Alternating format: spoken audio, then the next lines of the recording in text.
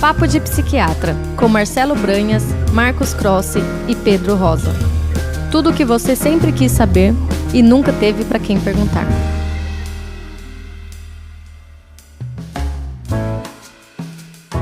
Sejam todos bem-vindos a mais esse novo episódio do podcast Papo de Psiquiatra. Agora nossos correspondentes internacionais retornaram à terra Brasília.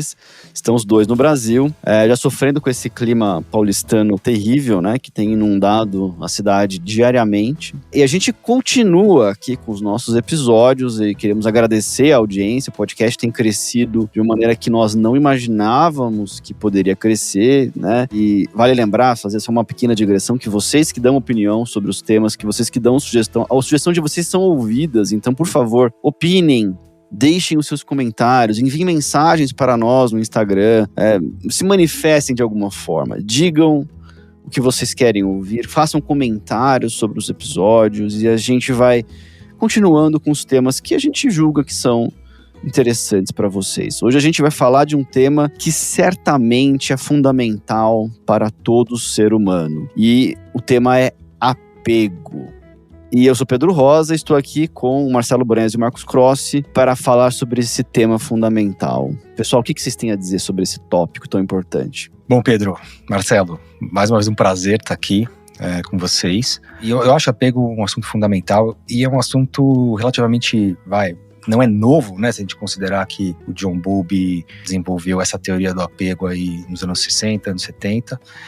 Isso foi desenvolvido com outros autores também, mas assim, é relativamente novo se a gente considerar com outros avanços na área da psicologia, né? Então, inicialmente isso era muito estudado em psicobiologia e depois tiveram várias consequências clínicas, né, da teoria do apego, ou seja, não é apenas uma teoria, né? Alguns tratamentos começaram a usar a teoria do apego, por exemplo, a MBT, né, que é o tratamento baseado em mentalização, que a gente tem um episódio falando sobre MBT também, né, que é um tratamento para pessoas com personalidade borderline e personalidade antissocial, né, e transtornos de personalidade graves em geral. É muito influenciado pela teoria do apego e dentre outros tratamentos, né? Então, a teoria do apego, né, foi desenvolvida então por um psiquiatra e um psicanalista que chamava John Bowlby na Inglaterra e se refere, né, a um fenômeno que acontece da seguinte forma, né? De alguma forma existe uma ligação, né, entre o bebê e as figuras parentais, né, a mãe principalmente, mas enfim, figuras parentais. E de alguma forma essa ligação, né, esse padrão assim comportamental, né, que o bebê procura a mãe, né, o bebê ele chora, o bebê ele faz alguns sinais para a mãe que sinalizam de alguma forma que ele está precisando de ajuda. Esses comportamentos são comportamentos de apego, né? Então essa ligação que acontece entre o bebê e a figura parental, que inicialmente parece uma ligação de segurança, né? Ou seja, você imagina que nós mamíferos, né? Quer dizer, isso não é exclusivo dos seres humanos, mas estamos falando aqui das pessoas. A gente imagina que no passado, né? As crianças, vamos dizer, a criança é um ser indefeso, né? A criança é um ser muito vulnerável, né? A criança, ela nasce, ela não consegue se defender, ela não consegue comer e ela precisa de uma segurança, né? E esses comportamentos, de alguma forma, chamam a atenção dos pais, né?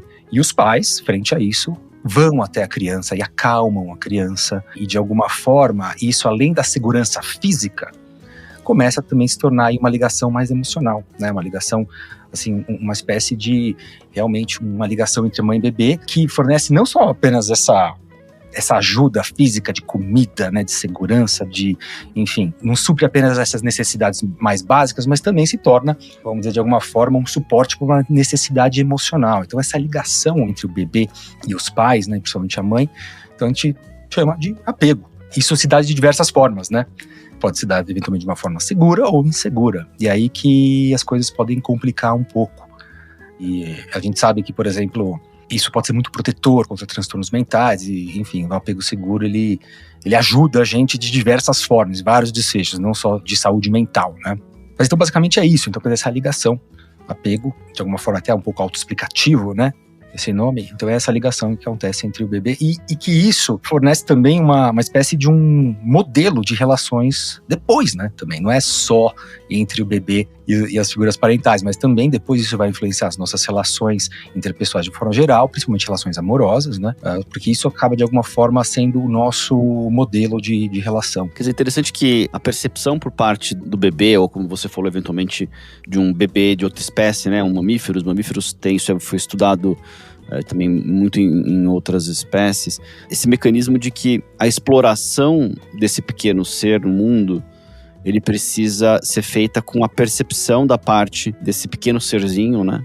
De que ele tem um retorno seguro, ele tem uma base segura, ele tem um local onde a que ele pode recorrer, né? Então, o movimento de exploração necessariamente precisa ser feito com a segurança de que ele tem para onde retroceder caso dê errado. E a verdade é, dará errado, haverá problemas, haverá desafios. Ele vai sofrer para aprender como o mundo funciona e ele vai retornar para um colo, para um ambiente de apego seguro, né? E na medida em que isso é feito infinitas vezes, com uma exploração cada vez mais complexa, mais longe, onde o indivíduo adquira progressivamente uma autonomia, é que se constrói uma parte fundamental da personalidade, né, do indivíduo. E na hora que a gente fala esse movimento de exploração, essa é uma descrição que ela serve como um molde, não somente para um bebê engatinhar 3 passinhos longe da mãe, mas isso também vai, em outra medida, em outra etapa da vida, significar um indivíduo sair de casa e funcionar em ambiente de trabalho, um local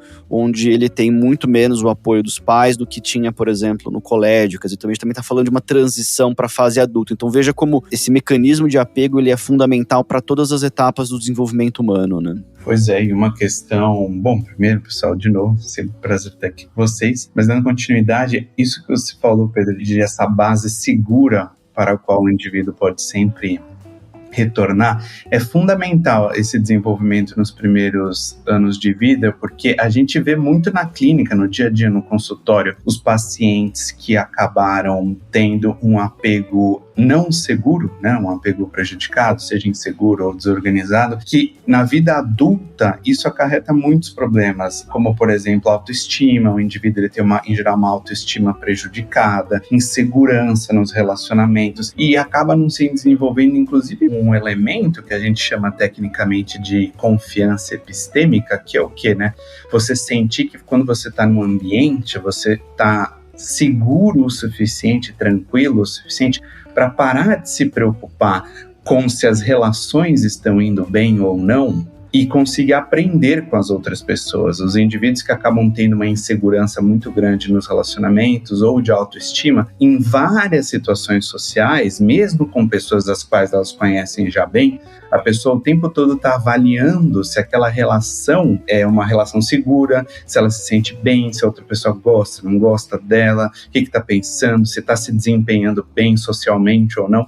E todos esses pensamentos precluem o indivíduo de conseguir absorver um aprendizado social. Ou seja, um aprendizado outro que você pode aproveitar da outra pessoa. Tamanha é a preocupação com a segurança da relação. Então a gente vê como essa base insegura ou caótica prejudica o indivíduo no aprendizado, tanto um aprendizado mais cognitivo quanto um aprendizado social, para ele navegar as relações como um adulto, né? Quer dizer, a gente precisa reconhecer que o outro é predominantemente confiável. A gente não... Claro que não dá pra navegar pela vida achando que as pessoas são plenamente confiáveis em todos os momentos e que a gente tem que confiar sem refletir. Por outro lado, o que a gente vê, e claro, tem pessoas que são talvez muito ingênuas ou têm uma propensão excessiva a confiar nos outros. Em outro polo, tem pessoas que partem por premissa de desconfiar dos outros, estabelecer relações com base nisso, né? E ser relações muito mais instáveis, vão ser relações das quais as pessoas vão aproveitar muito menos aquela intimidade, aquele apoio, aquele apego exatamente, né? Então, as relações elas vão ser construídas de uma maneira insuficiente e, infelizmente, as pessoas vão perceber, vão sofrer com isso, né? Quer dizer, a gente precisa do outro, o outro precisa da gente, a gente precisa do outro, e aí como seres humanos a gente vai precisar estabelecer um contato com as pessoas de maneira que a gente aproveite isso e forneça para o outro também um apego seguro para o outro, né? Quer dizer, é uma coisa absolutamente recíproca, né? É incrível mesmo, né? É incrível como, assim, esses comportamentos de criança, né? Então a gente tá vendo as crianças, né? Ela chora porque ela tá com fome, ela pode estar com frio, né? Ela quer, enfim, que troque a fralda, ela tá com dor, né? Então esses comportamentos, não só de choro, mas também quando elas estão sorrindo, né? Assim, aquela linguagem, assim, de um bebê, como é impressionante como esse processo, né, se dá assim, entre o bebê fazendo isso e a resposta dos cuidadores, como isso está relacionado com desfechos assim na idade adulta, de como a gente confia ou não, como a gente aprende ou não com os outros, né? Porque de alguma forma, como o Pedro falou, né? O apego seguro, ele tem essa característica de alguma forma, a criança ela tem uma maior autonomia para explorar, porque ela sabe que se tiver um problema, ela tem uma base segura, ela volta para os pais e ela vai ter o conforto, e ela vai ter a segurança, né? Então ela explora mais. Então é interessante que a pessoa que tem, o bebê que tem, ou a criança que tem um apego seguro, ou seja, ela está mais apegada, vamos dizer, pelo menos apegada de uma forma mais adequada aos pais, não é que ela fica dependente extremamente dos pais, mas ela explora mais, né, o ambiente. Então ela tem uma autonomia mais saudável, né? Eventualmente isso pode se dar de formas problemáticas, né? Por vários motivos, né? Porque às vezes existe uma espécie de uma falta de encaixe mesmo, pode acontecer, eventualmente, entre essa díade, né? Entre o bebê e a mãe, entre o bebê e o pai, e que de alguma forma o bebê não vai sentir que tem, ou a criança não vai sentir que tem uma base segura, né? E daí, a partir daí, a pessoa realmente, ela pode eventualmente ficar muito desconfiada dos outros e não aprender com a experiência, né? Então é impressionante como algo que a gente é programado está relacionado à nossa cognição social, de como a gente entende os outros, de como a gente confia e como a gente aprende, né? Parece algo assim tão básico, você vê o bebê chorando ali, mas é como que é algo poderoso, assim, que é muito complexo, né? A teoria do apego, ela tem uma base científica extremamente sólida, né? Em grande parte, ela é extremamente coerente com a teoria da evolução, né? Então, o Bowlby tem uma frase interessante que é, traduzido, né? O ambiente de adaptabilidade evolutiva do homem é sempre um de apego básico seguro. Quer dizer, as pessoas adoram falar daquele negócio que, naturalmente, tem uma base biológica muito sólida de luta ou fuga, né? De alarme, não alarme, estresse, não estresse. Mas o ser humano, e muito mais do que os outros mamíferos, ainda que os outros mamíferos também tenham isso, tem essa questão de aproxima ou afasta, separa ou apega, evita ou aborda o outro, né? Porque a gente navega pelo mundo não somente identificando tem comida, não tem comida, vai se reproduzir, não vai se reproduzir. A gente tem apego aos outros seres da nossa espécie, às vezes outros animais. A gente tem uma capacidade de projeção para o futuro, e tudo isso, essa exploração que a gente deve ter do futuro, ela vai depender de um apego básico seguro, de haver um senso de que a gente tem esse suporte quando for necessário, né? E centralmente para nós, o estresse de separação é uma coisa fundamental e tem uma relação dramática com a maneira como nós adoecemos. Quer dizer, então o apego, ele tem não somente uma relação com o nosso desenvolvimento, com a nossa autonomia, com a gente construir para nós um futuro que tenha a nossa cara e que a gente tenha segurança de explorar esse futuro, mas também ele, na medida em que ele não é um apego seguro, traz deterioração sistemática de saúde física e mental, né?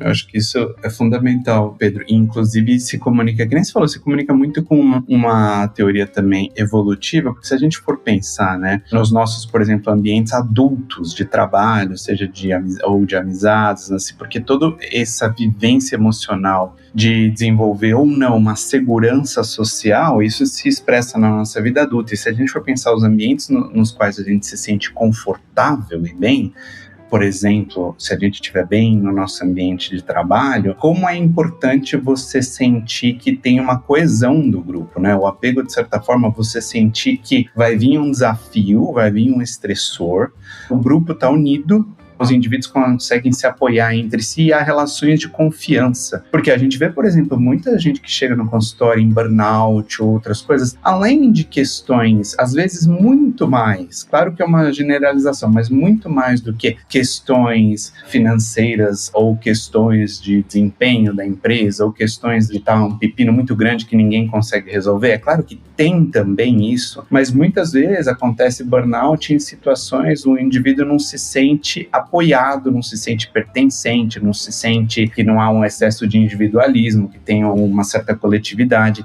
Então, assim, para você, quer dizer, a união faz a força literalmente, né? Por isso que isso é tão importante nos mamíferos, né? Lembra até o que os adolescentes falam pra gente, né? Hashtag tamo junto, né? TMJ. Você se sentir junto, unido, né? Isso daí traz uma sensação de conforto, de que você não vai enfrentar os problemas sozinho, né?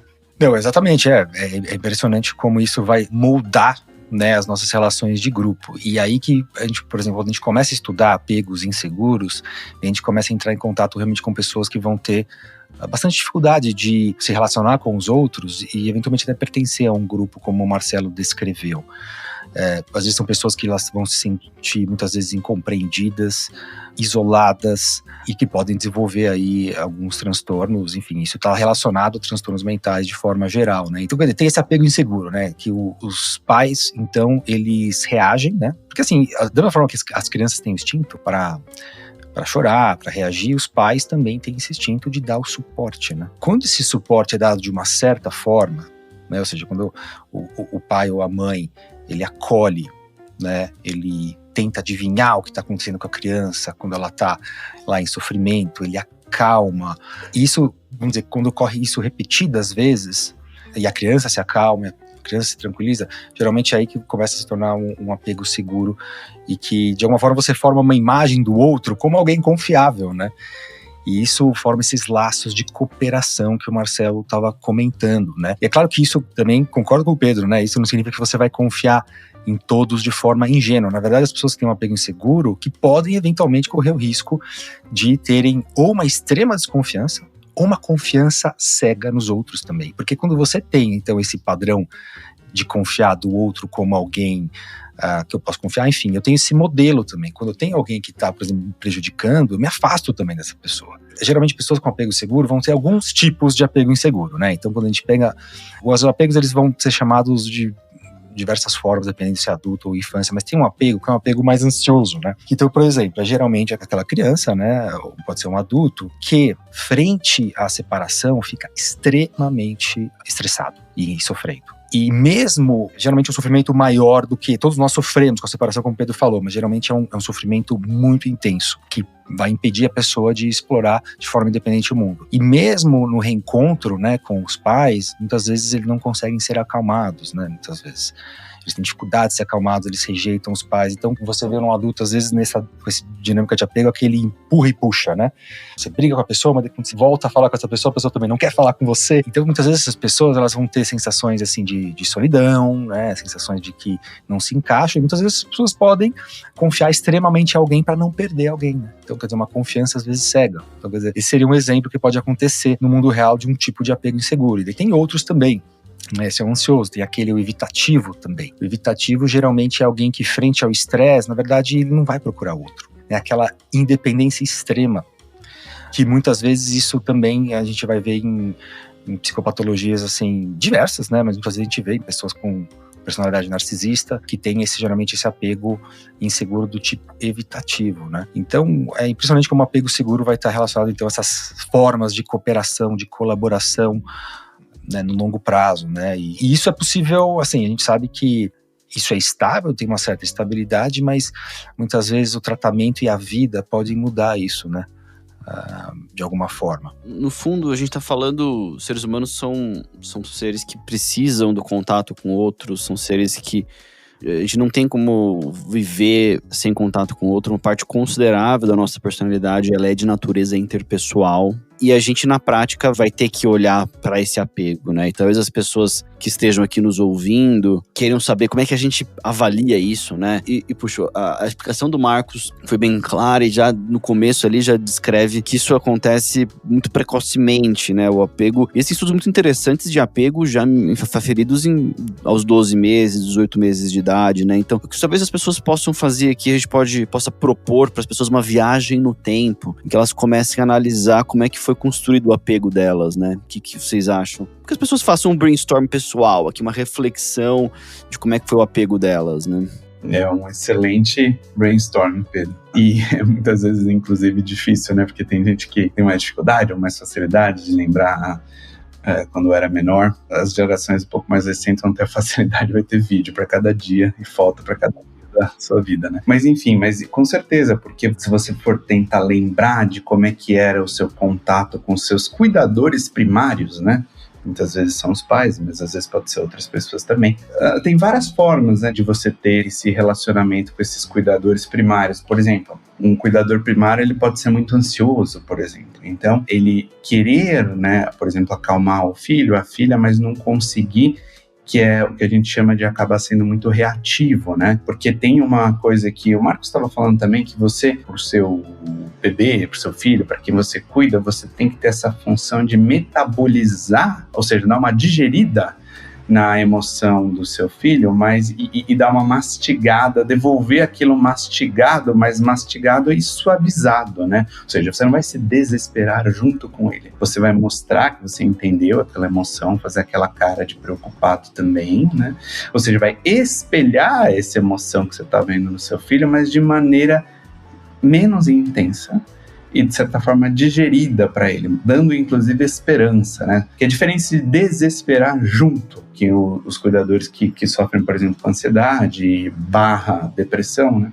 Às vezes acabam se desesperando nas melhores das intenções, mas se desesperando junto. Então aí você não vai conseguir ajudar o seu filho a metabolizar aquilo. E também tem outras formas. Tem formas, por exemplo, mais graves, infelizmente, que às vezes a gente vê acontecer, de negligência, né? A pessoa ela fica realmente mais desamparada numa hora de necessidade. E isso acarreta problemas, inclusive, mais severos. Até a gente acabou, inclusive hoje de manhã, né, estávamos numa reunião de pesquisa e como, por exemplo, negligência, crianças que sofrem coisas mais graves como negligência têm até uma chance de ter um QI menor, uma inteligência menor, entre outras coisas. Então, o que a gente acaba vendo é que muitas formas desse apego pode estar prejudicado. E é importante que quando a gente fala isso, que é o seguinte, não precisa esses cuidadores primários, seja o pai, a mãe ou algum familiar, não precisa estar o tempo todo perfeito, né, com os filhos, né? Não precisa essa pressão toda. As próprias pessoas que estudam apego ou coisas correlacionadas, né, como o Winnicott estudava um monte dessas relações entre mãe e filho, pai e filho, você precisa ser bom o suficiente, né? Bom o suficiente, não existe o cuidador ideal, que ele vai estar de bom humor todo dia, que ele vai estar sempre ansioso todo dia. Os pais, eles trabalham, têm os problemas deles, têm um monte de coisa para resolver. Então, o que a gente está falando aqui é uma coisa boa o suficiente, né? E por isso que é importante também, né, o tratamento das questões mentais dos pais, né? Isso é uma coisa, o Pedro fala bastante de parentalidade, né? Além de trabalhar as questões mentais, também o desafio, né, da parentalidade. Porque, poxa, para você estar conseguindo ser uma base segura para o seu filho, bom, você tem que... A sua ansiedade está bem controlada, a sua depressão está tratada, o seu dia a dia ter uma qualidade de vida, você tem tempo, né? De preferência, dar uma estudadinha também, né? Ver os conteúdos de parentalidade para pegar umas dicas. Então tem muitas coisas que tem que acontecer, mas para você ser um cuidador bom o suficiente, né? Não é mirar na perfeição, que isso não existe nem é necessário, né? Exatamente. Tem um ponto, né, que assim, quer dizer, o tipo de apego, né, quando a gente tá falando, né, de seguro e inseguro, claro que assim, é o apego que predomina, né? Não significa que, de alguma forma, você não pode passar eventualmente por alguns momentos de insegurança, enfim, na relação, né? Não é quer dizer que a pessoa que tem apego seguro também é 100% seguro, né? Que às vezes pode dar essa ideia um pouco de ideal, mas assim, é o que predomina, né? Enfim, e assim, para avaliar isso, né? Quer dizer, existem algumas formas, né? Uma forma de avaliar na entrevista clínica mesmo, como você vê ao longo do desenvolvimento, como a pessoa se relacionou com os pais, né? Como é que era nessa relação, qual que é a imagem que ele... qual que é, vamos dizer, as emoções que tem em relação às figuras parentais, e também como que são as relações interpessoais na adolescência, na idade adulta, principalmente relações amorosas, né? Existem instrumentos também para isso, né? Existem instrumentos eventualmente de autorrelato, então às vezes você vai na internet, tem lá um instrumento de autorrelato, você preenche 60, 70 né, perguntas e ele te dá um mapa de onde está o seu apego, né? Em alguns eixos, né? E tem também entrevistas assim que são muito bem construídas. Uma delas, né, chama Adult Attachment Interview, que é uma entrevista mais longa, uma entrevista que requer assim, um treinamento mais complexa e geralmente vai ser aí o padrão ouro, né, de avaliação de apego e vão ter aí várias perguntas para o clínico avaliar o tipo de apego. A ideia que a gente tem nessa entrevista é uma entrevista bastante complexa, mas que pode funcionar aqui para as pessoas, aquela questão de uma viagem no tempo, né, assim, da pessoa poder começar a refletir, né. Então, por exemplo, a gente pensar das figuras centrais de cuidado, que palavras e adjetivos que a gente usaria para descrever essas figuras, pai, mãe, avós, outras pessoas importantes, irmãos, tios, e talvez explorar memórias que expliquem, memórias, eventos, incidentes, que expliquem a escolha dessas palavras, né? E pode ser que tenha palavras de cuidado, pode ser que tenham palavras que não sejam palavras tão agradáveis, né? E a gente explorar essas experiências tanto quando elas são boas experiências, quanto elas são experiências ruins, né? E entender qual adulto que tinha uma maior proximidade afetiva com você e por quê, e por que tem esse contraste com os outros adultos. É muito normal que haja um adulto que tem uma proximidade maior, isso é comum, né? Muitas vezes são os pais, na nossa sociedade principalmente a mãe, mas muitas vezes é um tio, uma avó. Existem situações em que não é nenhum pai nem a mãe, né? E começar a refletir sobre isso, né? Como eu disse, tanto nas experiências positivas, que oferecem um apego seguro, quanto nas experiências, por qualquer razão, não ofereceram um apego seguro, né? Em seguida, a ver que eventos em que a pessoa se sentiu irritada, chateada ou até fisicamente machucada, as crianças se machucam, né? E como é que foi o apego que recebeu, né? E isso aí, entre os 5 e 12 anos de idade, quero dizer, desde quando as pessoas têm memória, mas antes da adolescência, né? Quer dizer, na infância, antes da puberdade, digamos assim, né? No momento em que o jovem tem uma memória melhor, né? Mas que não é um momento de tanta exploração e independência como na adolescência, né? Então ver essas experiências nessa faixa etária. E perceber nesses momentos em que a pessoa, quando ela precisou de apego, como nessa situação de estar irritado, machucado, triste, abalado por alguma razão, que apego que veio, de onde veio, como veio, né? Exato, Pedro. E essas memórias, quando a gente para refletir sobre esses eventos, né? Você citou um bem comum, que esse de se machucar, nas crianças se machucam bastante. Como é que você foi amparado nessa situação? Poxa, alguém foi lá e tentou te acalmar? Alguém se desesperou junto com você, você ficou mais desesperado ainda? Ou alguém te deu uma bronca, né? Por você ter se machucado, né? Aquela bronca logo de início, né? Antes de acalmar, já, poxa, você não deveria ter feito isso, eu falei 1000 vezes. E como é que era a maioria dessas experiências, né? Quer dizer, poxa, era sempre assim, eu sempre me sentia desamparado, ou eu nem contava os meus problemas porque a pessoa ia se desesperar mais ainda, então eu tentava enfrentar sozinho, ou eu já levava uma bronca, ou esse tipo de coisa, né? E isso molda muito o nosso comportamento como adultos, inclusive pode moldar também nosso comportamento como pais, né? E você, de certa forma, reproduzir esse modelo de novo, caso você não entenda e não tenha trabalhado isso. E que nem vocês dois comentaram já, né? Poxa, como isso daí tem um corpo de evidência para isso, um corpo de pesquisa para isso, que como molda diversas coisas. Acho que é só citando alguns exemplos, né? Por exemplo, a gente sabe que apego está ligado muito à sua resiliência, e a sua resiliência, por sua vez, está ligada à maior suscetibilidade para transtornos de ansiedade, depressão, outras coisas também, comprometimento da sua personalidade, timidez excessiva, insegurança e ciúmes também, né?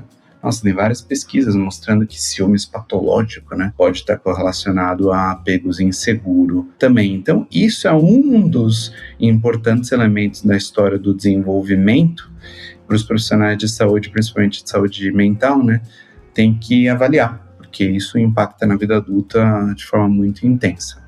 Depois dessa primeira reflexão, em seguida avaliar situações em que a pessoa se sentiu rejeitada na infância, né? Isso, claro que não se refere exclusivamente à experiência com os pais, mas com outras crianças, outros jovens, né? Sentimentos de abandono, de ser empurrado, né? de ser afastado do convívio de alguém, ser ignorado, amedrontado ou preocupado, né? Ou ficar... Basicamente a pergunta é quando a pessoa não estava bem, quando ela tinha uma necessidade afetiva, quando ela estava carregada de emoções negativas, o que faz parte da infância, né? As pessoas vão ter isso. Então, algumas pessoas tendem, não, a gente teria que sanear a infância, como se não pudesse ter nenhuma forma de sofrimento. Não se trata disso, trata-se do apoio que a criança recebeu diante desses momentos que no fundo são inevitáveis, né? Ou como o Marcelo estava falando, de experiências mais graves, de ameaça, abandono, expulsão de casa, humilhação, de outras coisas que, infelizmente, são eventos adversos graves na infância que ainda acontecem, né? E acontecem muito mais do que a gente acha e acontecem em todos os setores da nossa sociedade, a bem da verdade, né? Ou seja, analisar essas perdas na infância, outras experiências traumáticas. É claro que algumas delas não são experiências de abuso, né? Então, alguns são catástrofes da vida, as pessoas, infelizmente, falecem, as crianças, às vezes, perdem figuras importantes, as crianças, às vezes, adoecem. Então, crianças que tiveram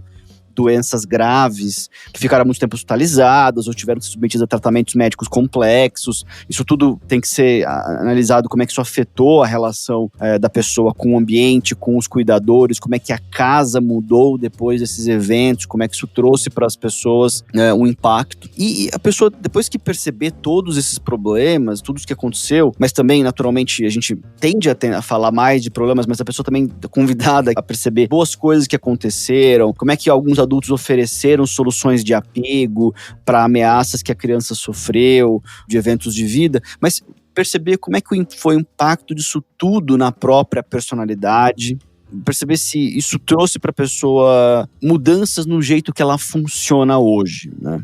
É uma entrevista muito completa, que tenta avaliar uma gama de experiências que a criança teve na infância, né? E de uma forma também você pode avaliar qual que é a ideia, né, que esse adulto tem do porquê os próprios pais se comportaram daquela forma. Porque muitas vezes o apego seguro e inseguro vai influenciar a forma como a gente pensa em relação aos outros, né?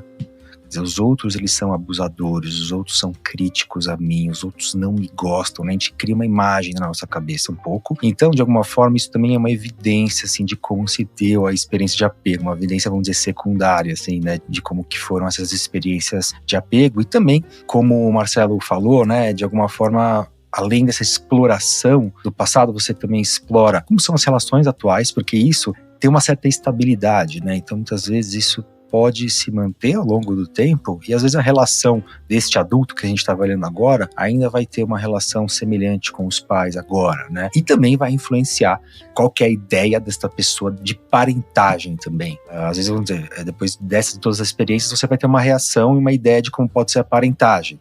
Não necessariamente, quer dizer, pode ser uma reprodução, enfim, mas vai ser algo também consequência dessas experiências na infância. Às vezes algo assim que você quer, inclusive, consertar, né?